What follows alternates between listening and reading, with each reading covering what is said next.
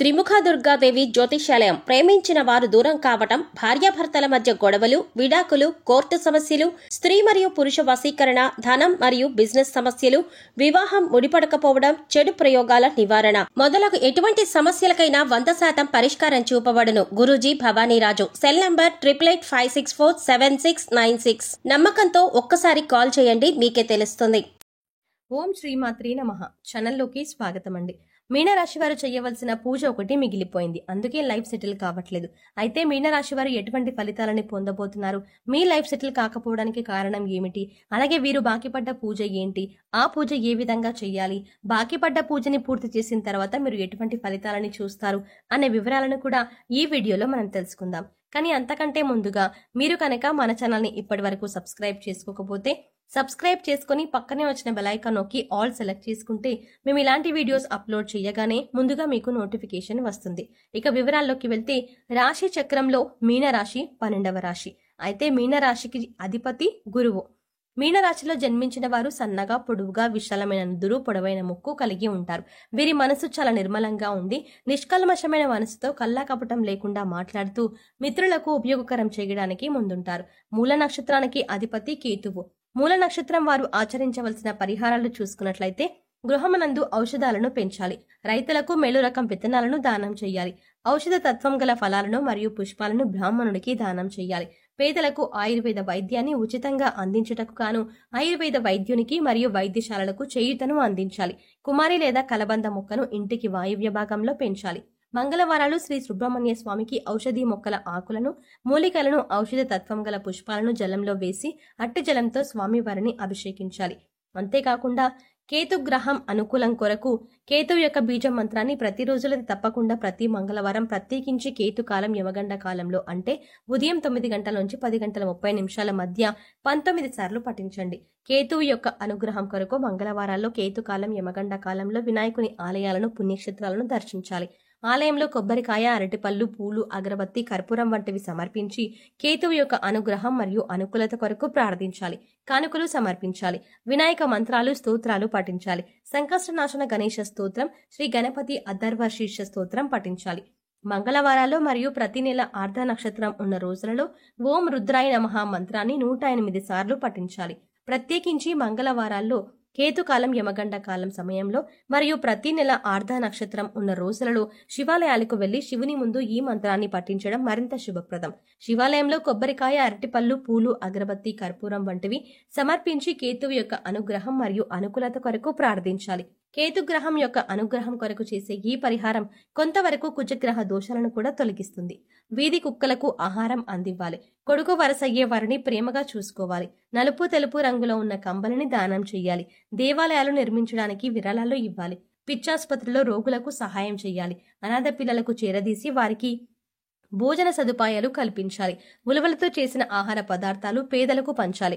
ఉలవలను నీటిలో నానబెట్టి గోవులకు తినిపించాలి. మంగళవారం నాడు నియమంగా ఉండాలి. మంగళవారం రోజున ఉపవాసం కూడా ఆచరించవచ్చు.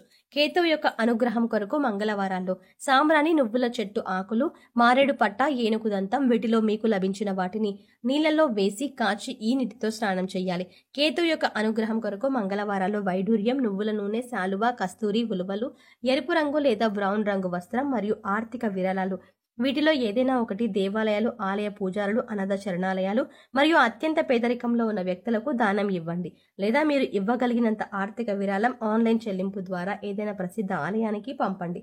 కేతువు యొక్క విశేష అనుగ్రహం కొరకు కేతువు యొక్క వస్తువుల దానం, కేతుగ్రహానికి సంబంధించిన వస్తువులతో స్నానం, దేవాలయాల సందర్శన, కేతువు యొక్క అనుగ్రహాన్ని ప్రసాదించే మంత్రాలు మరియు స్తోత్రాల పఠనం వంటివి అశ్విని, మఘ మరియు మూల నక్షత్రంలో మంగళవారంతో కలిసి వచ్చే రోజులలో ప్రత్యేకించి కేతుకాలం సమయంలో చెయ్యండి. మంత్ర జపం రాత్రి సమయంలో చేయడం శుభప్రదం. అలా వీలు కాకపోతే మీకు కుదిరిన సమయంలో చేయవచ్చు. కాకపోతే ప్రతిరోజు ఒకే సమయంలో మంత్ర జపం చెయ్యాలి. స్నానం చేసి శుభ్రమైన సాంప్రదాయమైన బట్టలు ధరించి తూర్పు దిక్కున కానీ ఉత్తరం దిక్కున కానీ చూస్తూ ప్రతిరోజు ఒకే చోట మంత్ర జపం చెయ్యాలి. బీజ మంత్రాలను బిగ్గరగా పైకి పలకకూడదు కాబట్టి మనస్సులోనే మంత్ర జపం చెయ్యాలి. పూర్వషడ నక్షత్రానికి అధిపతి గురువు. మీరు ఆచరించవలసిన పరిహారాలు: నీటి పుష్పాలు మరియు పండ్లు గ్రామానికి తూర్పు దిశలో గల దేవాలయంలో పూజార్థమై బహుకరించాలి. ప్రతి గురు మరియు శుక్రవారాల్లో చేపలకు ఆహారం వేయాలి.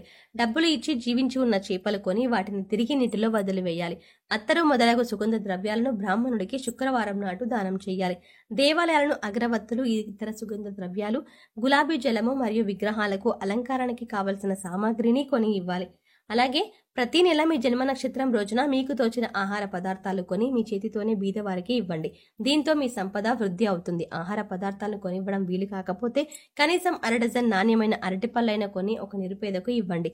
మీ దోషాలు తొలగి మీ సంపదను వృద్ధి అవ్వడానికి ఇది అత్యంత సమర్థవంతంగా పనిచేసే జ్యోతిష్య పరిహారం. కావున తప్పనిసరిగా ప్రతి నెల ఈ పరిహారం ఆచరించడానికి ప్రయత్నించండి.